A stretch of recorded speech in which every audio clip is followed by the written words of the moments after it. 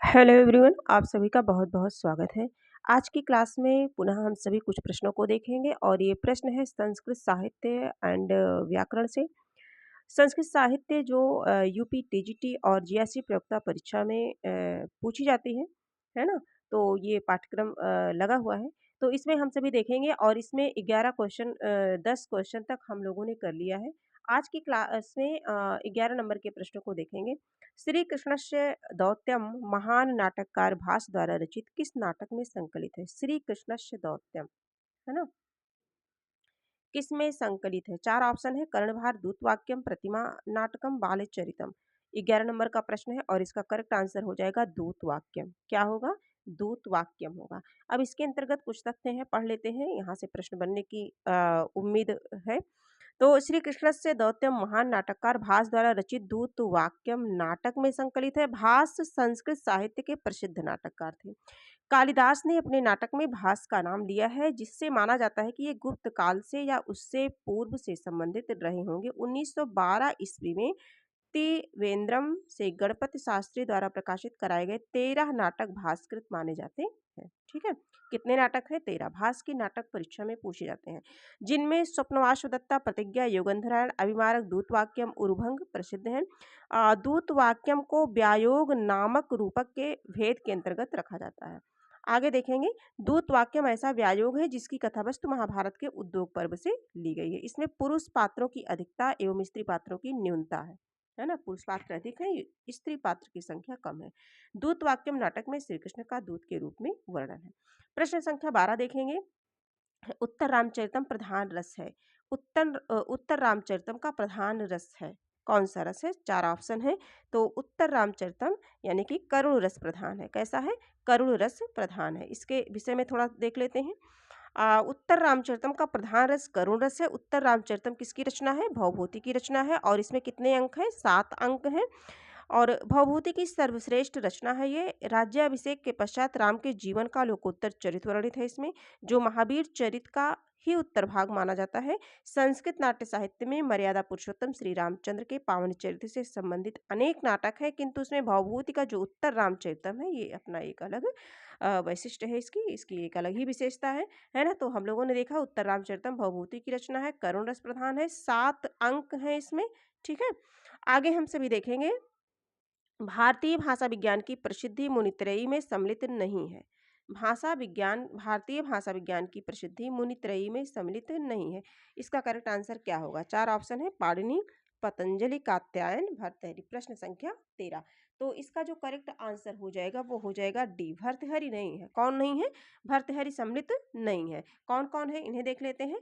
पाणिनि है, पतंजलि है और कौन है? कात्यायन है। ठीक है, भर्तृहरि को जो है नीतिकार के रूप में प्रसिद्धि प्राप्त हुई है और यह शतक त्रय यानी कि नीति शतक, श्रृंगार शतक, वैराग्य शतक में आते हैं। ठीक है, शतक त्रय मतलब नीति शतक, श्रृंगार शतक और वैराग्य शतक। प्रत्येक शतक में 100-100 श्लोक है, इसीलिए क्या हुआ है? शतक नाम रखा गया है। 100-100 श्लोक है। ठीक है, और पाणिनि की जो प्रसिद्ध रचना है वो अष्टाध्यायी है और पतंजलि की प्रसिद्ध प्रसिद्ध रचना जो है पतंजलि की प्रसिद्ध रचना महाभाष्य है। क्या है? महाभाष्य है। तो इतनी सारी चीज़ें हम लोगों ने देखी एक इस क्वेश्चन के माध्यम से। आगे हम सभी देखेंगे हमारा जो अगला क्वेश्चन है, देखेंगे अष्टाध्यायी के रचनाकार हैं। अभी हम लोगों ने देखा कि अष्टाध्यायी की रचना अष्टाध्यायी के रचनाकार कौन है? पाणिनि है ना? आगे बढ़ते हैं, इंपॉर्टेंट क्वेश्चन है और रटा रटाया क्वेश्चन है ये। आगे देखेंगे हम सभी कुछ इससे संबंधित तथ्यों को देख लेते हैं। अष्टाध्यायी जैसे नाम से ही स्पष्ट है कि 8 अध्यायों वाला अत्यंत प्राचीन ग्रंथ है। इसके प्रत्येक अध्याय में 4 पाद हैं। प्रत्येक पाद में 38 से 220 तक सूत्र है। इस प्रकार अष्टाध्यायी 8 अध्यायों तथा 32 पादों में विभक्त है और कुल मिलाकर के 3100 जो है 55 सूत्र हैं।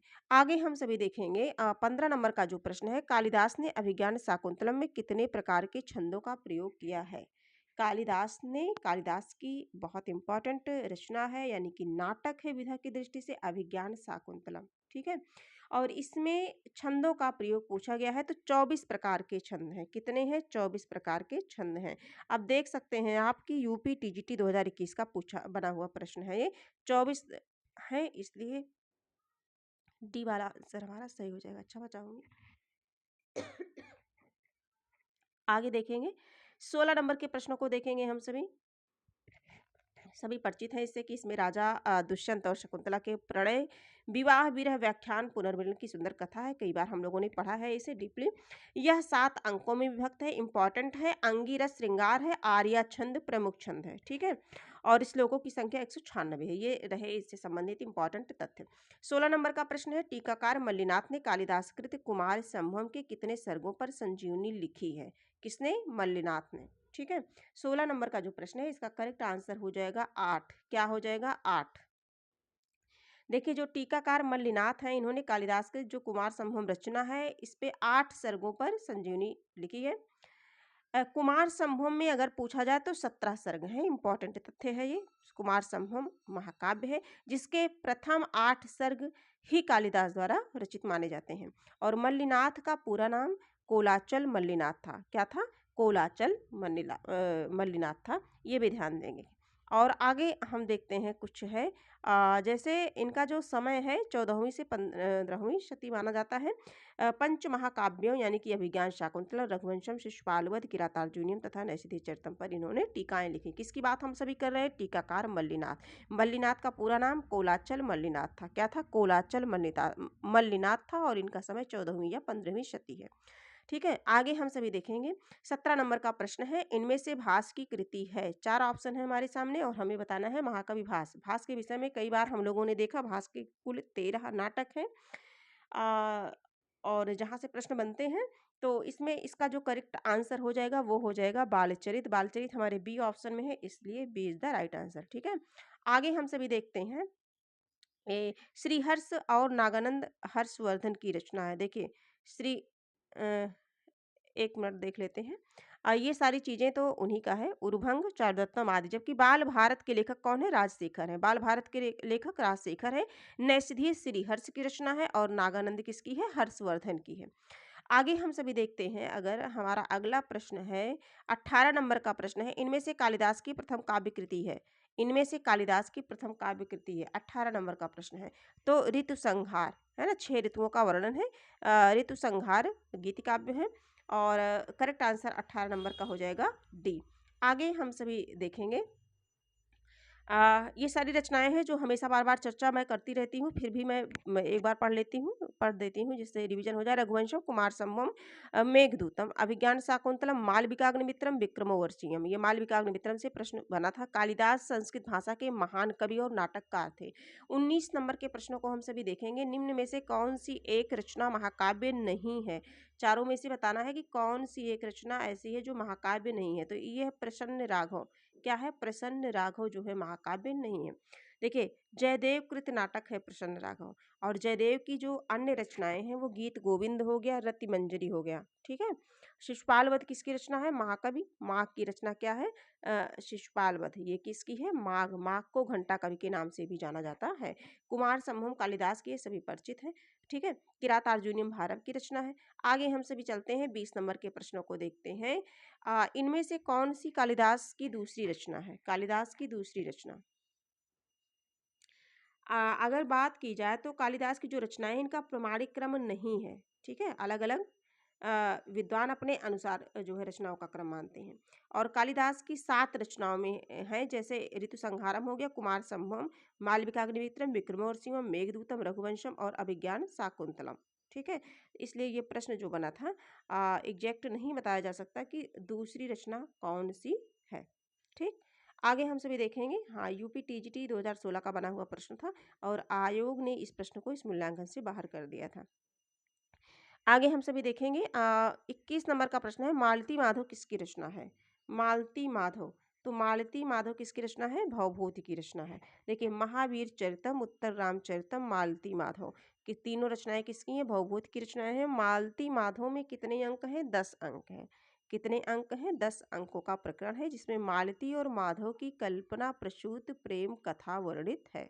मालती और माधव की प्रेम कथा वर्णित है। 22 नंबर के प्रश्न को देखते हैं। 10 कुमार चरित किसकी रचना है? 22 नंबर का प्रश्न है 10 कुमार चरित। तो दासे दंडी दासे 10 कुमार चरित किसकी रचना है? दंडी की रचना है। आगे हम देख लेते हैं इससे कुछ अगर तथ्य दिखते हैं परीक्षा में तो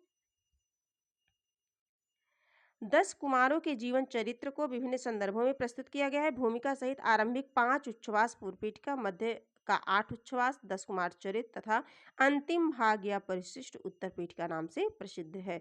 बहुत टफ बनाएंगे क्वेश्चन तो बना सकते हैं। उत्तर पीठिका नाम से प्रसिद्ध है अंतिम भाग। दंडी की अन्य रचनाएं हैं काव्यादर्श, अवंती सुंदरी, है ना। 10 कुमार चरितम, काव्यादर्श और अवंती सुंदरी। अब अगला प्रश्न देखेंगे, नैषधीय चरित किसकी रचना है। 23 नंबर का प्रश्न है, नैषधीय चरित किसकी रचना है। तो नैषधीय चरित अभी हम लोगों ने देखा कि श्रीहर्ष की रचना है, और इसमें श्रीहर्ष की रचना है, और इसमें कितने सर्ग हैं, ये 22 सर्गों में विभक्त है। ठीक, आगे हम सभी देखते हैं 24 नंबर के प्रश्नों को देखते हैं। ये सारी चीज़ें हम लोगों ने कई बार जो है पढ़ा है ना। तो नई चीज़ों को देखते हैं। 24 नंबर का जो प्रश्न है, इनमें से कौन सी रचना माघ की है।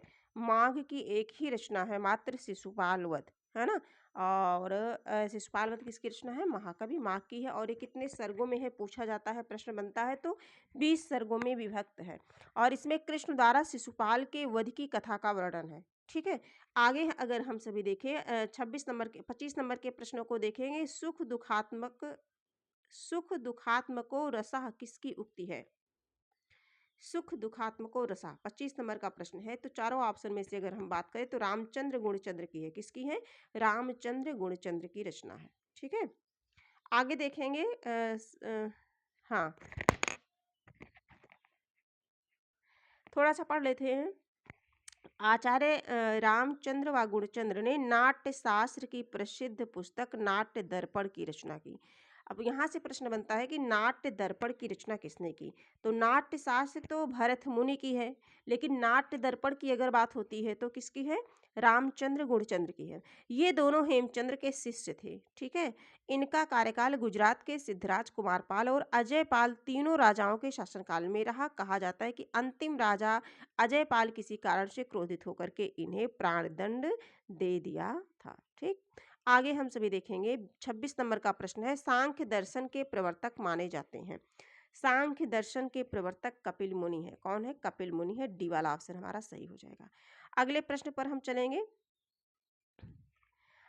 6 दर्शन अधिक प्रसिद्ध है, प्राचीन है। कौन कौन है, सांख्य, योग, न्याय, वैशेषिक, मीमांसा और वेदांत। और इसके प्रणेता हैं कपिल मुनि सांख्य के, योग पतंजलि जानते हो, न्याय के गौतम और वैशेषिक के कणाद, मीमांसा जैमिनी और वेदांत वादरायण। ठीक है, क्रमशः ये है।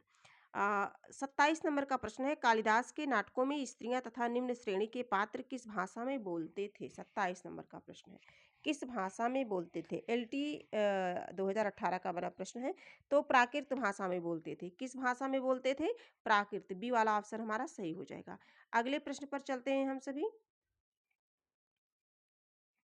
प्रश्न संख्या 28 देखते हैं, निम्नलिखित में से कौन सी एक रचना भवभूति की है। भवभूति की एक रचना है, तो दिख रही है ऑप्शन में हम सभी को एक रचना दिख रही है, उत्तर रामचरितम। और उत्तर रामचरितम किसकी रचना है, भवभूति की। कादम्बरी बाणभट्ट की है, और किरातार्जुनीयम भारव की है। नैषधीय चरित श्री हर्ष की है। तो शायद आप सभी का रिवीजन हो पा रहा होगा, उम्मीद यही है ना। 19 नंबर का प्रश्न है, काव्य रचना की दृष्टि से महाकवि माघ किन 3 गुणों से विभूषित स्वीकार किए जाते हैं। 29 नंबर का प्रश्न है, किन 3 गुणों से। तो उपमा, अर्थ गौरव, पद लालित्य। एक इसके विषय में एक प्रचलित श्लोक है, पढ़ा होगा आप लोगों ने कि उपमा कालिदासस्य भारवे अर्थ गौरवम दंडिनः पद लालित्यम माघे संति त्रयो गुणा। तो इस तरह से डी वाला ऑप्शन हमारा सही हो जाएगा। 30 नंबर का प्रश्न है, जो कि इस क्लास का आखिरी प्रश्न है, कालिदास की किस रचना को दूत काव्य माना जाता है। दूत काव्य, कालिदास की किस रचना को दूत काव्य माना जाता है। तो मेघ दूतम को दूत काव्य माना जाता है, नाम से स्पष्ट है। कभी कभी अगर ना समझ में आए तो कुछ इस तरह से ट्रिक लगा लेना चाहिए कि मेघ दूतम दूत काव्य, है ना। तो 30 नंबर का जो करेक्ट आंसर हो जाएगा वो हो जाएगा सी। देखिए, और अभिज्ञान शाकुंतलम, विक्रमो वर्षीयम, मालविकाग्निमित्रम, ये तीनों नाटक किसके हैं, आप इसे कमेंट के माध्यम से जरूर बताएं मुझे। आज की क्लास यहीं तक है, फिर हम मिलेंगे, कुछ प्रश्नों के साथ मिलेंगे। बाकी आप सभी स्वस्थ रहिए और अपने लक्ष्य की प्राप्ति में निरंतर लगे रहिए। परीक्षा बिल्कुल करीब है, घबराइए मत, रिवीजन करते रहिए। सबकी वही कंडीशन है, सब जो है जब समय बिल्कुल नज़दीक आ जाता है तो घबराहट सबको होती है, बेचैनी उलझन सबको होती है कि क्या क्या पढ़ें, कैसे पढ़ें। तो इसमें घबराना नहीं है, बिल्कुल वही चीज़ें आएँगी जो आप लोगों ने पढ़ा है। तो आज के लिए इतना ही, हम फिर मिलेंगे, तब तक के लिए धन्यवाद।